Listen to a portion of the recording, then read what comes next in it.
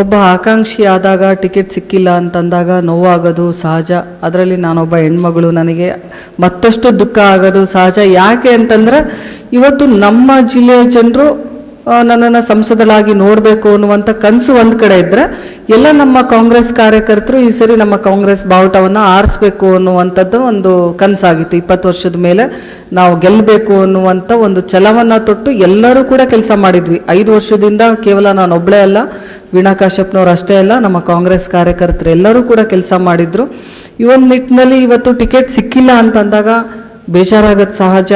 ಆ ಬೇಜಾರಾದಾಗ ನಾನು ಮನೇಲಿದ್ದೆ. ಆ ಒಂದು ನಿಟ್ಟಿನಲ್ಲಿ ನಾಮಿನೇಷನಿಗೆ ಕರೆದಾಗ ನಾನು ತಿರಸ್ಕಾರ ಮಾಡಿಲ್ಲ, ಬಂದಿದ್ದೀನಿ.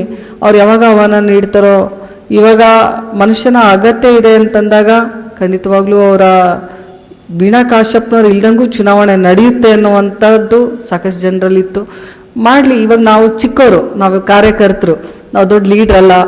ಆ ಒಂದು ನಿಟ್ಟಿನಲ್ಲಿ ಇವತ್ತು ನನ್ನ ಅಗತ್ಯ ಇಲ್ಲ ಅಂತಂದಾಗ ನನ್ನ ಅಗತ್ಯ ಎಲ್ಲಿರುತ್ತೋ, ರಾಘವೇಂದ್ರ ಇಟ್ನಾಳ್ ಇವತ್ತು ರಾಜಶೇಖರ್ ಇಟ್ನಾಳ್ ಆಗಿರ್ಬೋದು, ರಾಘವೇಂದ್ರ ಇಟ್ನಾಳ್ ಆಗಿರ್ಬೋದು, ನನ್ನ ಅವಶ್ಯಕತೆ ಆ ಜಿಲ್ಲೆಗಿದೆ ಅಂತೇಳಿ ನನ್ನನ್ನು ಹಾಕಿಸ್ಕೊಂಬಂದ್ರು ಕೇಳಿ.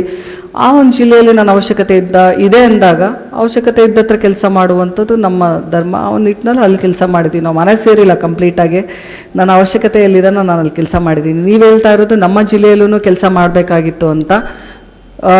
ಪಾರ್ಲಿಮೆಂಟ್ರಿ ಎಲೆಕ್ಷನು, ಅಸೆಂಬ್ಲಿ ಎಲೆಕ್ಷನಲ್ಲಿ ನಾನು ಎಲ್ಲ ಕಡೆ ಟೈಮ್ ಕೊಟ್ಟಿದ್ದೀನಿ. ನಮ್ಮ ಜಿಲ್ಲೆಯಲ್ಲಿ ಪ್ರತಿಯೊಂದು ಮತಕ್ಷೇತ್ರಕ್ಕೆ ಹೋಗಿ ನಾನು ಎಲೆಕ್ಷನ್ ಮಾಡಿದ್ದೀನಿ.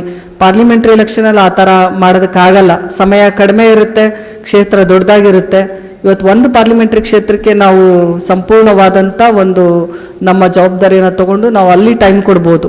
ನಮ್ಮ ಜಿಲ್ಲೆಗೆ ನನಗೆ ಇಲ್ಲ, ನಿಮ್ಮ ಅವಶ್ಯಕತೆ ಇದೆ ಅಂತ ಹೇಳಿ ಎಲ್ಲರೂ ನನಗೆ ಇದು ಮಾಡಿದರೆ ನಾನು ಖಂಡಿತವಾಗ್ಲೂ ಮಾಡ್ತಿದ್ದೆ.